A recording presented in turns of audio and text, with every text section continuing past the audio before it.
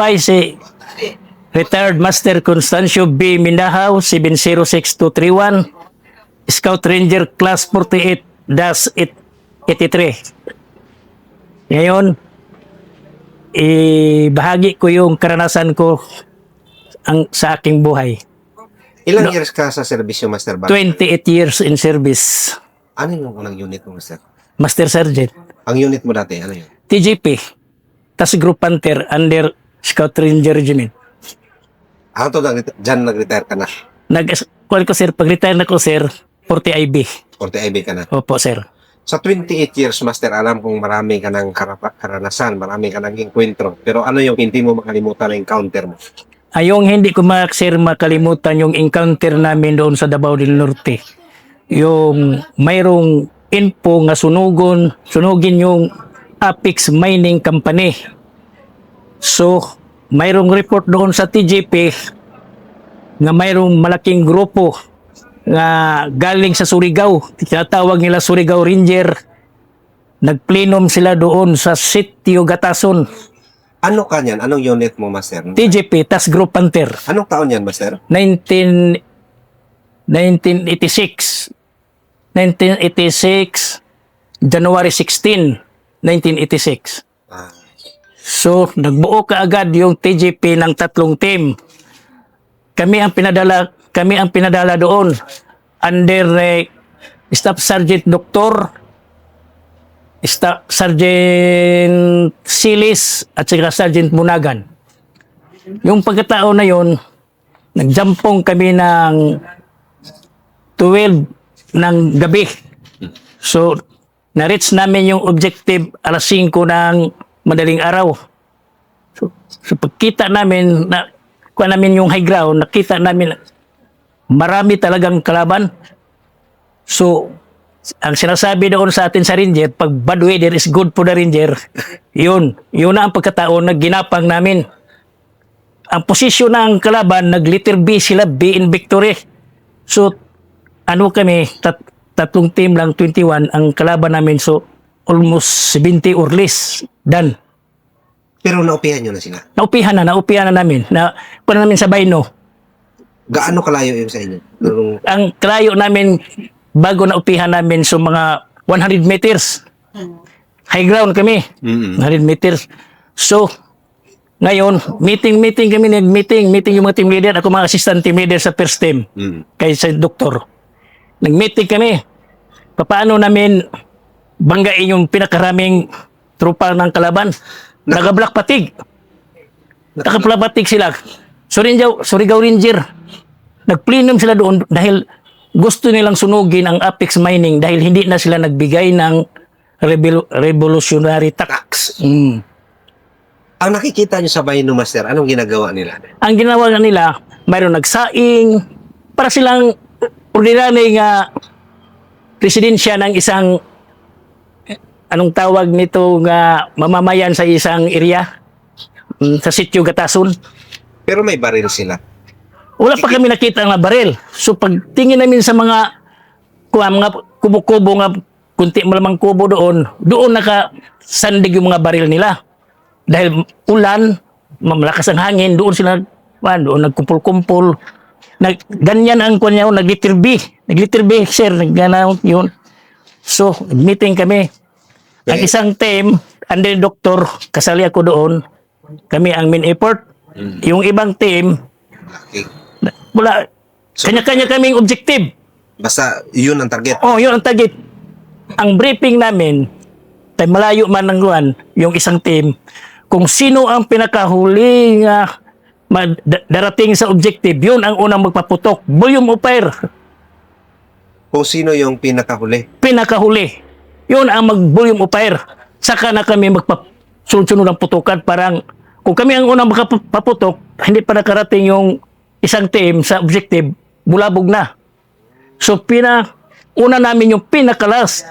Pagputok sa pinakalas, doon na kami nagpaputok lahat. Lahat nga mga kalaban namin nga, yung mga baril nila doon isinandig sa mga kubo-kubo.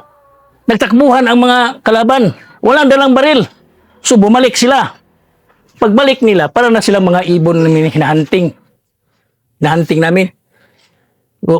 So, madaling sinasabi, doon namin na anong tawag nitong lahat ng mga rifle nila, kuha na, hindi lahat.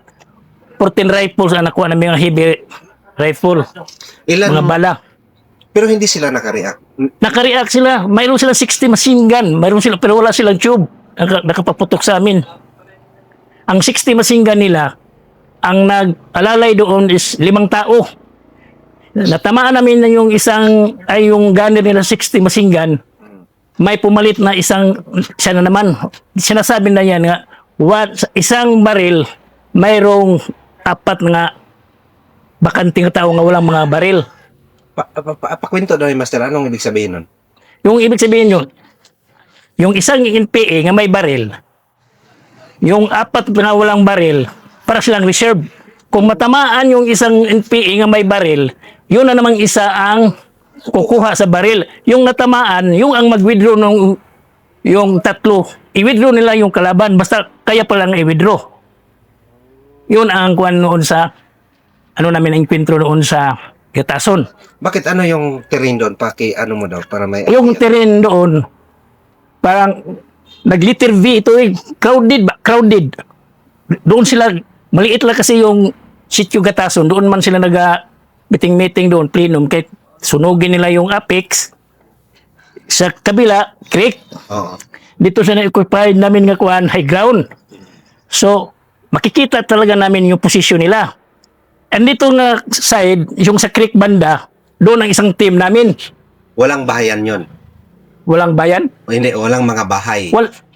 May mga bahay yung kuhan magsasaka, pero wala nang mga tao, puro na armado ang nag-occupied. Wala na. Siguro pinaalis siguro sa kuhan, Armado. mga armado. Parang hindi madamay kung may mga mag-operate. Wala na kami nadat ng mga bata doon, wala. Kahit babay, wala. Puro laki. So, sa madaling sinasabi, doon na. Enkwentro. Dikitan na. Yung, Gaano kalapit nyo nadikitan, Master? dikitan na mo mga 15 meters. Hindi pa rin kayo nabulabog Hindi na nabulabog. dahil Dahil sa yung tinatawag natin yung masamang panahon. Sinabayan namin paghangin. Ranger talaga. ano, gapang Gapang talaga. Gapang. Nagagano no. Ako, malapit pa ako na daos-os. Mabuti nga may malaking kahoy. Itong kuhan ko butas, bots. Yan ang nakakuhan sa akin. Nakapapigil kung wala. Doon, madritso ako baka doon. Mabulak-bog. Trupa. kasi sa taas kayo. Oh, sa taas. Pag ganun. Pababa. Doon man sila sa baba. Doon man sila. Inino ba? Open.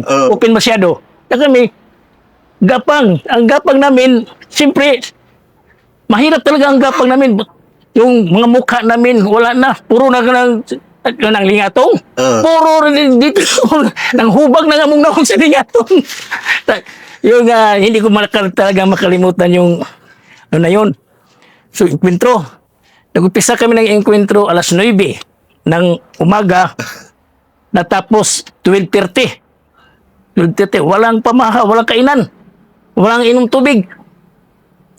Siyempre, Ranger, pag wala na, nag-withdraw yung kalaban, dahil di na siguro makaya nilang kung sa putok, withdraw.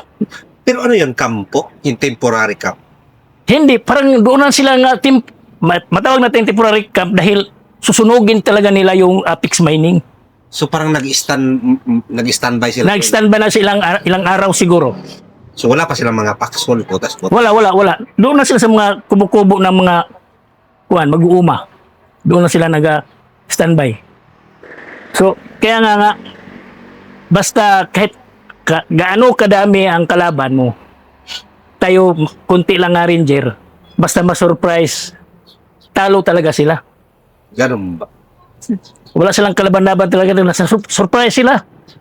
Yung pagwala namin volume of fire, lahat ng mga bala namin doon sa kanila, nang nagtakbuhan, walang dalang baril. Bumalik nila kay kunin niyo yung baril. Doon na nag-single file kami para nang yung patay nila siguro mga estimate ko sobra 20. Kasi more or less ilan sila? More or less 20. Pero ilan ang may baril doon? Mga Siguro mga baril doon mga 30 direkta, yung kaya dahil sa kanila, isa sa baril, mayroong alalay na 4, 3. Yun man ang strategy ng NPA noon. Kung mamatay yung isa, kunin yung baril, yung walang baril, yung dalawa, Recover. ang mag-recover ng patay. Kaya nga, makita mo noon nga bira ka lang makakita ng patay ng NPA dahil mabilis siya sa recovery dahil mayroon silang sama-sama nga walang baril dala. Recovery lang yun. Pero nakapag-hold the line sila ng ganun katagal, no? Nakapahuli na sila, sir. Akala kami ang mag-withdraw dahil yung important dala ko nga may scope. 2 na lang magasin ang natira. 2 na ko ito. Sinabihan ko si doktor ang tawag namin sa bawat team at bawat tao kasman. Kasama. 2 na lang magasin. Malapit na ito na ubos ba? Pang-withdrawal na lang nito ni. Perpe. Kung hindi sila mag-withdraw. Sus, kaluyan sa Ginoo kay nag-withdraw man sila man ang nag-withdraw. Inahabol pa nila ni Silis yung pag-withdraw nila. Sila nung kami man ang frontline, kami nag-search lahat. So nung nalaman ninyo na medyo kalmado at nag-withdraw na, anong command ng kuwan? Ang komandante, assault ka agad. Kuman si doktor nga, assault. Pag narinig siyang kalaban nga, pag kuman ni sa doktor nga assault, kuman ang second team assault, doon na sila parang na-nervyos. Tumakbo sila na, nag-withdraw. Yung mga babae, iwan ko, may patay siguro yung mga medic nila dahil maraming mga medisina nga naiwan. May mga, ang kalabanan doon, yung dextrose, para lagnat, kalibanga, para mga medisina ba sa kuwan, sa anong tawag nito, sa movement nila. Mayroon pa nga sila pang tahi. Malaking grupo talaga ang nasagupa namin. Pero hindi mo na matandaan kung sinong commander, no? Hindi namin matandaan kung sinong commander. Kaya yung commander nga napatay, naka-black patig mahaba ang buhok, wala kasing kuan. Wala kang ma-identify nga pangalan. Wala kahit na namang ID, wala. Sinesearch namin yung lang kuan nila, wala kang nakuha nga mga pangalan. Yung mga patay, iniwan namin, withdraw kaagad. Yung sinabi ng ranger nga pag-enkwentro, seconds lang, withdraw. Pagkatapos naman kuha lahat ng mga baril, di man alam kung mayroon pang naiwan, withdraw kaagad. Sinumbok namin pinaka-high ground. Doon na namin na realize, pag doon na nagsama-sama na kami, yung lahat ng mga kuwan, kung mayroon bang trupang nakaswaltis, sa awa naman ng Ginoo, wala. Puro noon kuwan, puro ug sa kuwan pa namamaga ang mga mukha dahil sa lingatong sa paggapang namin. Ilan ang kuwan nyo, no, Master?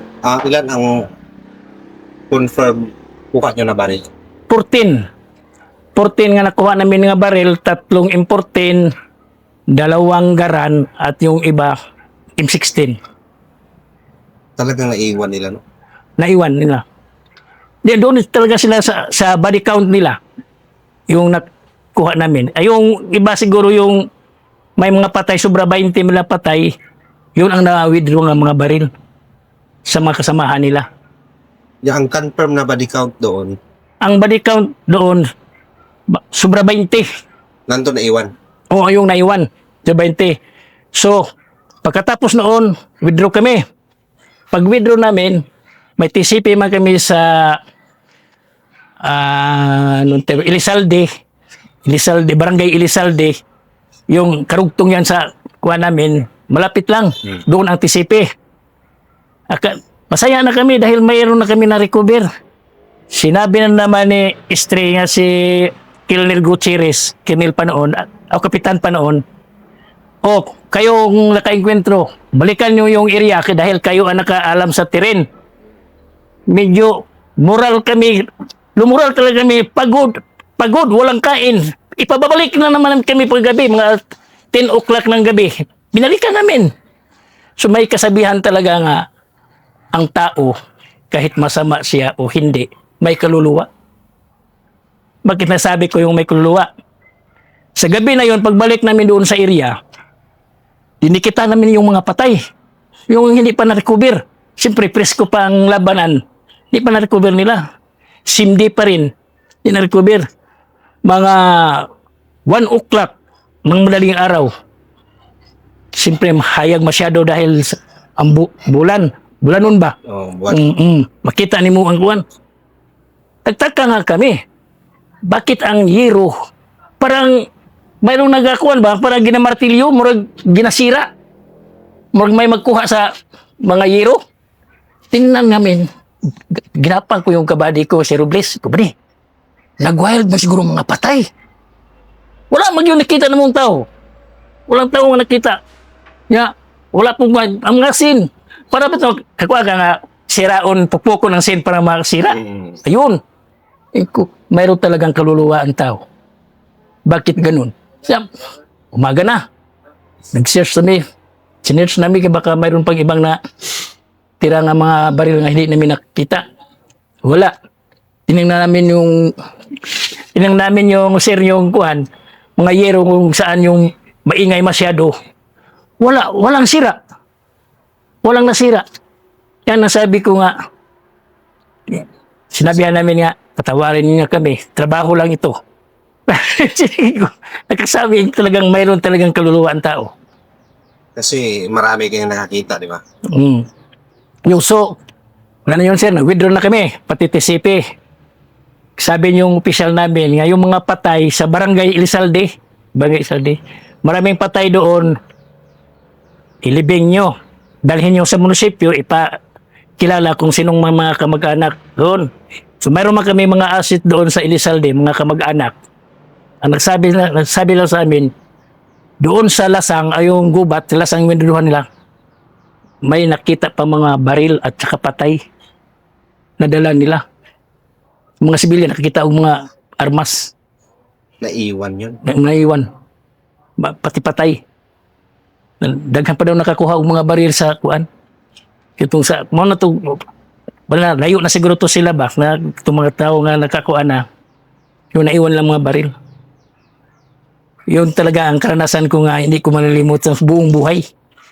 Yung mga iba nga mga enkwentro, pitsi-pitsi man lang yun. Ayun nga.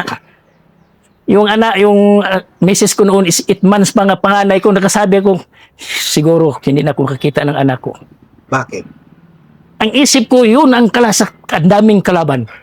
Nung nakita mo ang kalaban? Oo, kung nakita ko ang kalaban, nakasabi ko sa sarili ko, wala, hindi ako makikita ng anak ko. Ampon lang sa Ginoo nga protektahan kami lahat ng mga palayo sa mga kautan.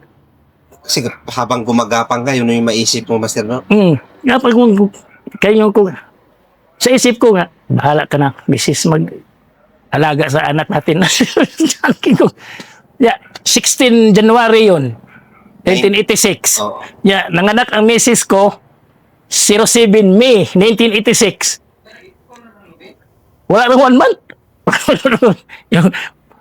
Bago ka na-enkwentro kami, walang 1 month nanganak ng misis ko. Pagpanganak ng misis, wala na naman ako doon. Mayroon na naman kaming tasking nga mag-operate. Doon sa Barangay Lapu-Lapu dahil mayroong grupo. 2 team lang. Ang team namin, may mga cruisine. Ang team namin first team is tinatawag namin nga 7 fingers. Ang istre ang naggawa dyan. Kung yung second team, 14K. Kung kaming 21, ang isang team, third team is 21K. Pag maglakad, mayroong lakad, magsabi yung taga-istre, yung 7 fingers and 14K, yun ang maglakad. Standby ang 21K. May mga sahil kami. Yun ang, yung pangalawang enkwentro ko, hindi ko na lang matandaan ng pizza, pero same year 1986. Ano naman nangyari doon? Doon sa Barangay Lapu-Lapu. Ang nangyari doon, mayroong info nga may mga armado, mga recruiter, bitaw nga mga kung ano mga recruiter. So, wala man kaming ibang madaanan. Barangay talagang madaanan namin. Pag nakadaan na kami sa barangay, sinalubong kami ng barangay captain sa barangay Lapu-Lapu. Talagang tinusok nyo barangay. Wala, hindi namin balak yun. Mayroon nagawa namin nga, sir, inimbitado ka doon ni barangay captain. Nagpunta kami doon. Maaga man yun, mga 6 o'clock, kain kami. Yung hindi pa kami, tapos na kami kumain, may nagtugtog ng parang pasabilis nila sa kanilang noon ka na bitaw may loudspeaker bitaw nga trumpa. Nagtugtog og Mary Jane. Puno. O puno. Mary Jane ang tugtog. Kanta na Mary Jane. Oo, kanta di ba? May kanta na Mary Jane. Nagtaka kami.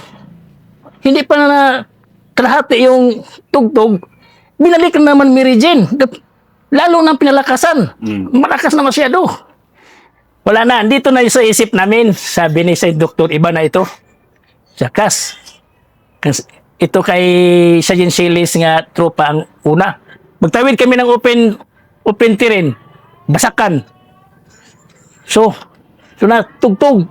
Naglakad na yung isang team. Pero tinapos yung muna yung pagkain. Oo. Tapos kung magkain, lakad na kaming 2 team. Kasi na parang na kinutuban. Oo. Doon na, parang nakuha na namin ang kuwan nila ba. Yung, marami kasi silang mga pasabilis. Tapos, lakad na kami 2 team. Medyo wala ng tao, malayo na sa barangay. Isang team na may pinatawid kang Master Silis nga team. Sarhinto pa siya noon. Pagtawid niya noon, hindi pa nalahati yung kuwan, yung open terrain. Binanatan sila. Yun. Nahinto ang Mary Jane. Matugtog. Nahinto ang Mary Jane na tugtog. So, sabi sa doktor, ito na. Siyempre, nag-umpire sila si Mr. Silis. Kami ang naiwan nga 1 team kay doktor. Nakapamanyuber sa high ground nilang ginapistuhan ng kalaban. Nakakuha pa kami ng 2 rifle. May kaswerte sila na 3. Naakyat nyo pa yun? Naakyat pa namin. Hindi man masyado mataas. Siguro ang elevation, siguro mga 50 lang. Parang bunok-bundokin. Kinagawa ng kuwan. Kabilis yung nag-reinforce, no? Hindi man kami nagsabay ng kuwan. 2 team. Isang team na yung unang natawid. O pinauna. Dahil alam na namin mangyari. Sabi ito, iba talaga ito kasba. So, siyempre, mga ranger nga malakas ang pangamoy. Yun. Kakuha pa kami ng 2 team. Dalawang rifle. Tapos body count pa. Kung may body count na lahat. Binalikan namin barangay captain. Kaya hinanap namin kung saan. Wala yung barangay captain na. Wala nang tao sa barangay nila. Nag-alisan. Ikuputa yung pretreated talaga itong barangay nito.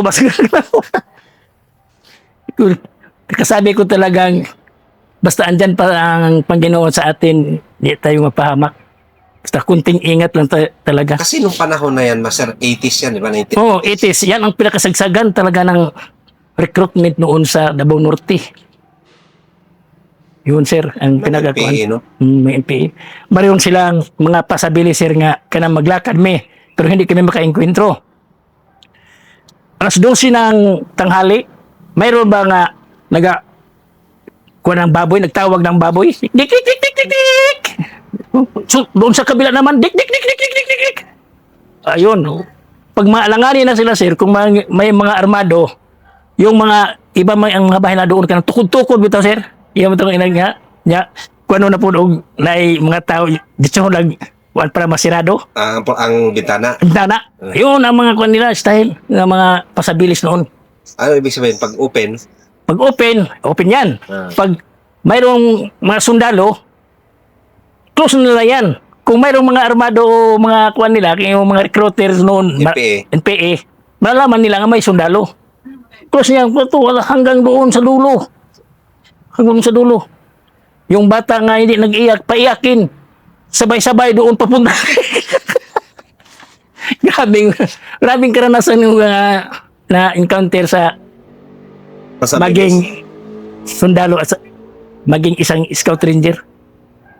Ganun pala yung mga pasabilis dati, no? Yun ang mga pasabilis niya dati. Wala pang cellphone nung... Wala pang cellphone. Yun lang ang mga kung ano nilang mga pasabilis, ng taro, ha? Pukpuko nila. Sabay-sabay, pukpuk. Magtaka ka, bakit nga? Dito lang na, hanggang doon kung saan naabot yung pinukpukay. Parang marinig na nila nga mayroong mga, narinig namin, hindi man sundalo ang tawag sa amin. Hapon. Ha? Hapon. May mga hapon dumating. Na ay mga hapon, bay. Dili mi sundalo ang tawag na sa amo dito sa kuan. Bukid-bukid. Sa bundok-bundok. Mga 1980s yan, di ba? Oh, mga 1980s. Hapon ang tawag niya sa amin. Grabe. Ko talaga ang kuan, buhay. Kaya, meron pa akong isang kwento nga malapit na siguro ako mamatay noon. Bakit? Ano naman yan? Dahil, pero hindi encounter. Yung nagsakay kami ng 6x, sir, nag-escort ako. Oh. So pag-escort, pag uwi namin, sir, yung 6x ang nasakyan namin, nawalaan ng brake. So, ganyan oh. Kung anong kabilis ng eroplano pag Pick up. take off, ganun din kabilis ng 6x. Sir, siguro, maniwala ka o hindi, yung mga tata o yung mga apo kong nangamatay, nagpakita sa akin. Para silang mga, para silang mga angel. Ganyan kahaba, may mga pakpak nga puti, ganyan. Pero ang mukha nila, mukha ng lulo ko at saka mga tiyuhin ko nga nangamatay. Sinabihan, patay naman ito. Bakit nagpakita sa akin? Kung saan nagpunta yung 6x, kung nanawala ng brake, mataas masyado, siguro ang mga lawaan nga na kuhan, 2 sugpong yun. Doon sila sa dahon ng lawaan, nagaganon-ganon. No? Pag ganon ang lawaan, ganong 6x, papikot-ikot man, doon din sila, sir. Nagaganon-ganon sa akin. Wala naman, pinikit ko namang matay. Malapit na siguro kung mamatay nito ba? Kaya bakit nagpakita sa akin yun? Mga, anong tawag nito? Mga matagal ang namatay. Parang siguro ako pinagtaktahan siguro. Yung kuwan ko na driver namin nga si Sergeant Ricalde, class 28 sa Ranger. Mabuti, hindi rin talagang matibay din. Hindi nagpanervyos. Hindi kami na-disgrasya. Doon ako sa Pronset. Sinabi ko nga, Bade, bungguin mo yung kuwan. Nakita mo yung first nga mayroong doon nga parang buntod. Parang bundok ba? Bundok. Islanting mo yan parang kuwan, para mahinto yung sasakyan natin. Wala. Kuwan, diretso na naman ang 6x. Wala na. Patay na tayo lahat dito. Wala na. Malapit na kami doon sa Balderrama, Laging area. Dumiritso kayo. Dumiretso na. Wala na, bre. Patay na yung sino. Siya, para siya may kadumog na kuwan. Malaking tao. Sa doon, pagbaba namin doon, sabi niya, mayroon namang kuwan ba di? Prepare kayo. Mayroon namang bundok. Bunggitin ko na lang ni. O sige, bre, bahala ka saan tayo pupunta. Pinabundok kuwan niya. Susawang Diyos. Tumagilid ang 6x. Lumpat ni tanan kay nagpuot namang 6x. Akala ko masunog na. Mayroon kami kasama, wala na. Pilay-pilay. Samahan ka. Ang dami ko. First time in history, nakita ko yung mga iyo ko at saka lolo nga namatay. Nagpakita sa akin. Sila, para na silang mga angel. Ganyan siguro buhay natin kung malapit na tayo kunin o protekta ba kaya sila sa akin. Ang disgrasya talaga, no? Kahit hindi sa enkwentro. Hindi sila enkwentro. Pero yun lang ang karanasan ko sa buhay bilang isang sundalo, isang scout ranger. Yun lang ang maengkwento ko sa lahat. Pero anong mga naging, siyempre, kwentuhan kayo nun after nung tumaob yung kwan, nung nakalipas sila. Yung tumaob na yung 6x, nagsisihan kami. Siya, bakit kasi tayo nagpunta pa sa area nga malayo na masyado? Marami pa mang area hingian natin ng panggatong. Gusto pa kami. Malayo doon na magaling. Sabi niya nga, maganda doon dahil sumilyon. Doon maraming kahoy. Kasi uso pa nga na mag-ano ka ng panggatong. Panggatong. 6x. So yun. Galit si Gerald Blando. Gerald Blando man sa Group Panther. bakit nakarating kayo doon? Nga, ang sabi ko, maghanap lang kayo nga hindi critical yung area. Doon pa kayo nagpunta sa area nga. Mahirap ang daanan. Bakit nakapunta kayo doon? Ano bang purpose nyo? Ikaw yung kahoy, sir. Wala. Bagay, nagsigrasya pa kami, binuldakan pa kami ng gabi. Wala tayo kami nagawa. So yun yung Master, no? Yun yung mga karanasan mo. May karanasan. Ano yung mga pinakamahirap na area, Master, na inoperate? Yun ang pinakahirap nga area yung sinasabi ko sa una. Yung Yun talaga. Yung dito sa Buldon, wala man lang. Basta ma-assign ka sa batalyon, maraming mang tropa. Di katulad sa atin, nga by team lang. Saka sa Boldon, encounter nyo, bubuo man. Bubuo man. Bubuo. Wala. Hindi yun nga kuhan. Bubuo man yun. Yun sa atin talaga sa Ranger, tag isang team, kung kaya, sa isang team, magjampong ka. Kung kaya sa dalawang team, Japo. banat. Sa batalyon size man ang mag-operate. Parang safety ang buhay mo sa batalyon sa karami, pero bulabog ang lakad. Pero may gira man, pero Oo. hindi ka na nga makaputok kasi Oo. dami nyo. Ang siyang dami. Sa Ranger talaga, ma-adapt mo talagang natutunan natin sa pag-schooling. Kung ingat, yun ang talaga yung number one, yung prinsipyo talaga ng mas maganda. So yun lang masasabi ko sa mag-regards lang ako sa mga kasamahan ko sa class 48 Alakdan. Matahimik ngunit mapanganig at happy 75th anniversary.